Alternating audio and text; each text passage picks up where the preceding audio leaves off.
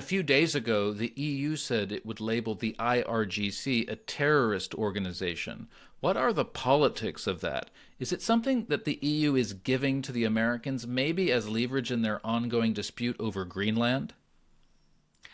From my understanding, Thomas, that the designation came not as a tool in diplomacy with the Americans, but actually as a genuine, horrified reaction towards the incredible amount of bloodshed that was, that occurred in Iran and occurred at the hands of the IRGC.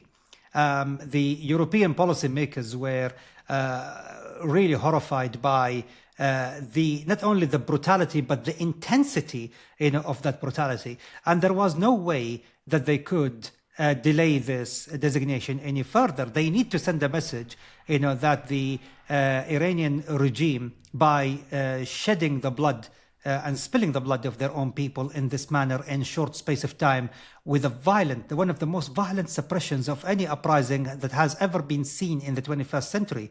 It needed a significantly strong diplomatic response, and that's the best that they can have. Labeling the half of the armed forces of a nation as a terrorist organization is the least thing they could do, and definitely based on talking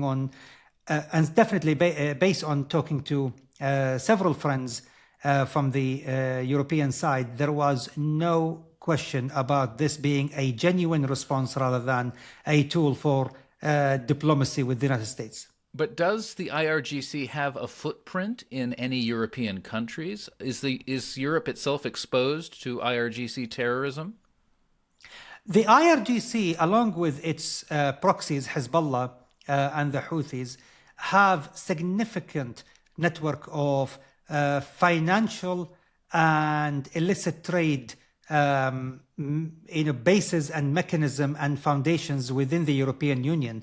There are several countries, without mentioning them, in Central and Western Europe that serve as a significant place for money laundering and trafficking in humans, weapons, narcotics, as well as money laundering on behalf of the IRGC and Hezbollah. Therefore, labeling the IRGC as a terrorist organization would make the life of people who belong to the IRGC and are based in places like France, Germany, Netherlands, Denmark, Sweden, when they are caught laundering money or doing illicit trade on behalf of the IRGC, they will be tried as terrorists rather than as criminals.